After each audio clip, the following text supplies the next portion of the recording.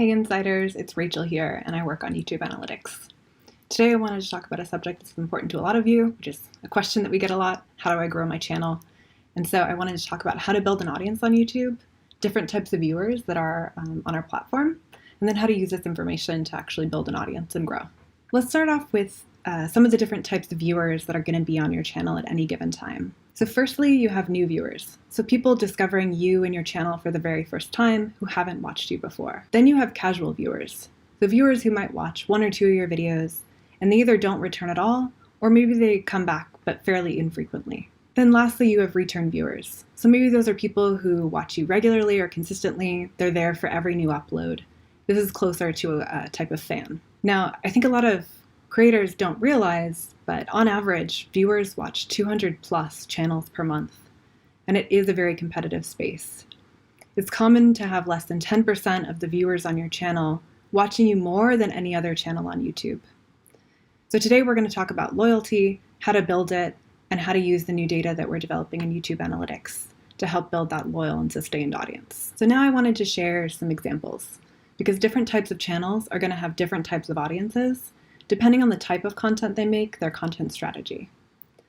The data I'm about to share is experimental. It's not available in YouTube Analytics yet. So let's start off with an example of a group of channels that have a really loyal audience. So here you're going to see three different lines.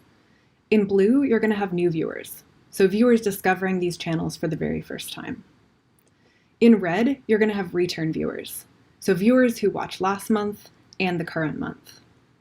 And then in yellow, you're actually going to have a negative value. So these are viewers that watched last month, but then they didn't return to watch more. This particular group of channels are video talk show hosts or independent creators where they have a consistent host and personality. So these are channels with lots of consistency in their content, and I also might call them like video casters or the video version of a podcast. You may notice that the top line is in red, so they're getting most of their viewership from return viewers. Now this indicates these channels have a pretty loyal audience, and viewers are returning month over month to watch more of their content. Now there's a lot of theories as to why this might be, but as someone who loves this type of format myself, I'm a huge podcast fan, and I also like the video version of them. I think it's a lot to do with the type of consistency of this content.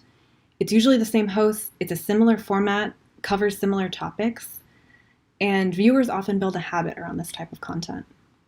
These type of channels are also more likely to have more stable or consistent viewership across their videos, so similar view counts video to video, because the same or similar people are watching them.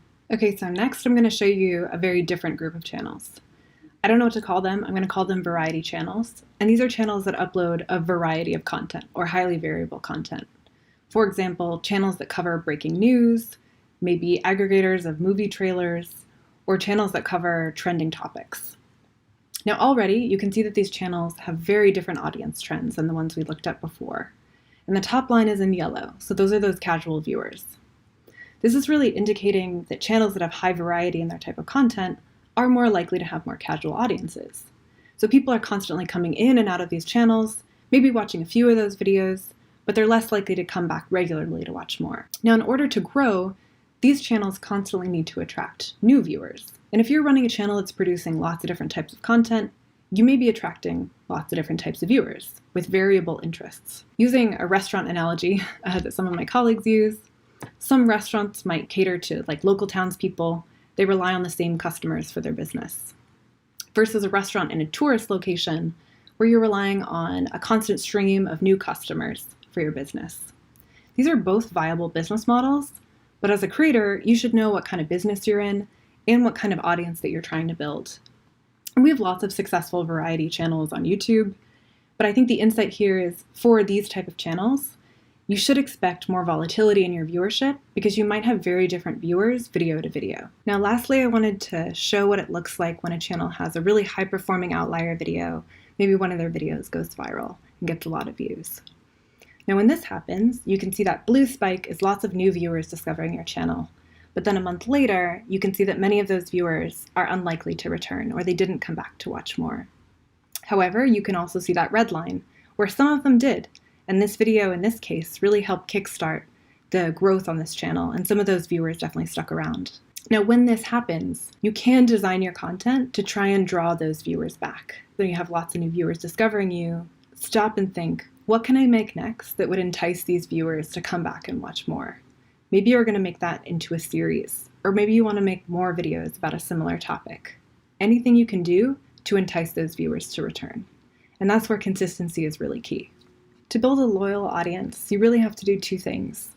You have to attract new viewers by experimenting with new topics or formats, and retain the viewers you have by really thinking about what videos brought people to your channel in the first place, and what videos would bring those people back to watch more. Making a series is one really effective way to drive viewer loyalty, and any way you can deliver consistent value in your videos, rather than chasing short-term trends, which can absolutely lead to wins, but it's really hard to sustain that success. Okay, so I know that was a lot. All that being said, we want to get this data into YouTube Analytics so you can actually use it. This is what it might look like when we eventually get it into YouTube Analytics. We're probably going to start with 2 dimensions, so showing you how many new viewers are on your channel, so people discovering you for the very first time, and then how many of those are not new or return viewers, so people who are coming back that have watched you already. This can help you figure out what type of audience you're building and decide whether or not to focus on growing loyalty, like by making more consistent content, or reaching new viewers, like experimenting with something new, a new topic or format. We also want to help creators understand how many of their viewers are actually loyal to them, and that's what I want to ask you insiders. If you were to see a metric that reflects your loyal audience, how would you define somebody who is loyal to your channel? And how would you use that data to take an action on your channel? Like, how would you use it? So I really hope this video was useful for you. Good luck building your audience. I really hope you grow. And as always, keep it real.